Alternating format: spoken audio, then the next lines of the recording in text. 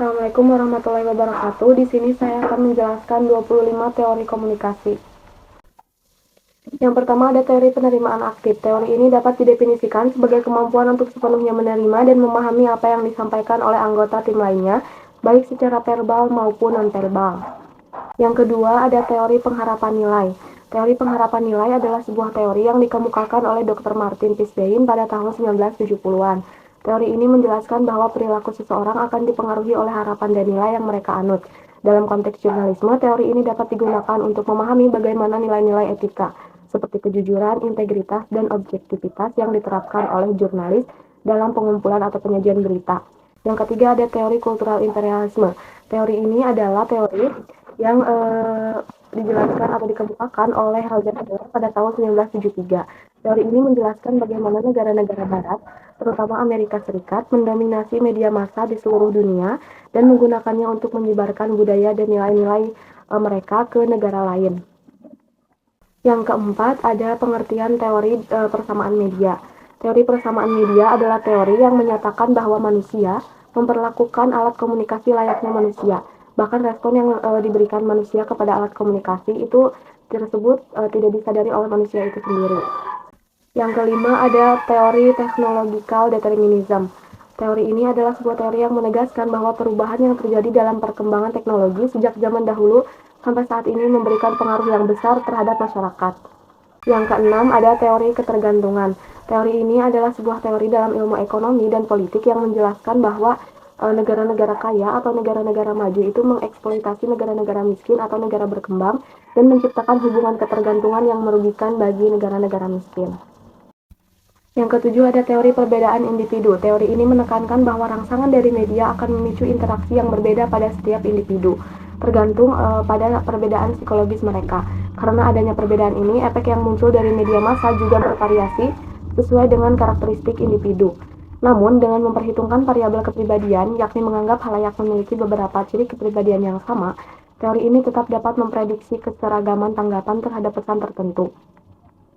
Yang kedelapan ada teori interaksi simbolik. Teori ini berasumsi bahwa manusia membentuk makna melalui proses komunikasi.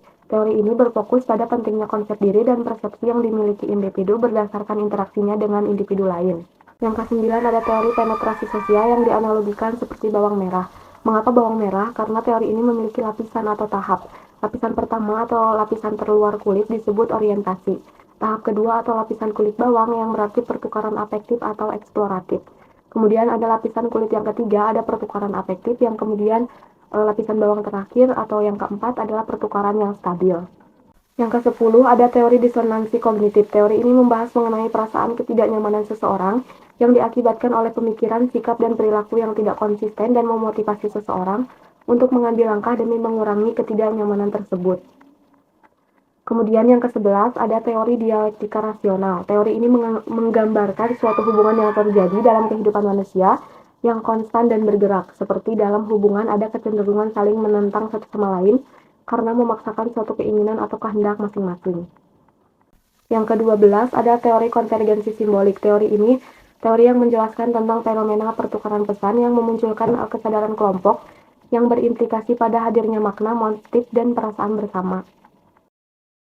13. Teori groupthink. Teori groupthink merupakan proses pengambilan keputusan yang terjadi pada kelompok yang sangat kohesif, di mana anggota-anggotanya berusaha mempertahankan konsensus kelompok sehingga kemampuan kritisnya tidak efektif lagi. Kemudian yang ke-14 ada teori strukturasi. Teori ini membahas mengenai penciptaan atau reproduksi sistem sosial yang berbasis pada analisis struktur dan agen tanpa memberikan keunggulan pada keduanya. 15. Teori budaya organisasi. Teori ini adalah ketika ide-ide kreatif yang direalisasikan dalam suatu aktivitas bisnis di sebuah organisasi, maka muncullah menjadi budaya atau menjadi sebuah budaya organisasi. Yang ke-16 ada teori informasi organisasi. Teori komunikasi yang membahas mengenai pentingnya penyebaran informasi dalam organisasi untuk menjaga kelangsungan hidup organisasi tersebut. Yang ke-17 ada teori use and gratification. Teori ini menyatakan bahwa pengguna media memainkan peran yang aktif dalam memilih dan menggunakan media. Teori ini juga menekankan fokus pada individu halayak ketimbang pesan dari media itu sendiri. Kemudian yang ke-18 ada teori kultivasi. Teori ini adalah kerangka komunikasi dan sosiologi yang berpendapat bahwa paparan media dalam jangka panjang membentuk cara konsumen media memandang dunia serta berperilaku dalam kehidupan. Yang ke-19 ada teori ekologi media. McLuhan menyatakan konsep dasar dari teori ini adalah manusia memiliki hubungan yang sifatnya simbiosis dengan teknologi yang menggunakan media. Manusia menciptakan teknologi dan teknologi akan membentuk manusia. 20. Teori agenda setting. Teori agenda setting merupakan sebuah teori yang menyatakan bahwa media massa memiliki kemampuan untuk mengirimkan dua elemen, yakni kesadaran dan informasi kepada publik serta menjadi pusat penentuan kebenaran. Yang ke-21 ada teori spiral of silence. Teori ini menyatakan bahwa orang-orang dengan sudut pandang minoritas akan cenderung diam dan tidak terlalu banyak berkomunikasi. Sedangkan orang-orang yang memegang sudut pandang mayoritas akan terdorong lebih banyak bicara. Spiral of silence atau teori spiral keheningan menggambarkan kondisi psikologis manusia di saat kita berbeda dengan orang lain ada rasa takut tersendiri untuk berdiri di tengah pendapat yang berbeda. 22. Teori social learning. Social learning teori adalah teori mengenai perilaku belajar manusia yang pada intinya menganggap belajar dilakukan secara internal oleh individu dengan cara melakukan observasi terhadap perilaku kelompok sosial, tidak hanya berdasarkan respons akan stimulus eksternal saja. 23. Teori induktif dan teori deduktif. Teori induktif adalah cara berpikir yang berlandaskan pada teori secara umum, cara berpikir dari yang umum ke yang khusus. Kebalikannya, yaitu teori deduktif, yaitu cara berpikir dari yang khusus menuju ke yang umum.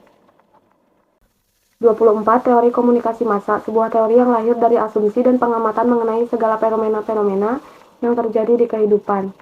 Yang terakhir, yang ke-25, teori negosiasi wajah atau face negotiation theory, yaitu dasar untuk memprediksi bagaimana orang menghadapi budaya pekerjaan yang berbeda-beda. Sebagai perilaku komunikatif, yaitu apa yang digunakan orang ketika mereka mengkonstruksi, melindungi, membangun, atau memperlengkapi wajah orang lain.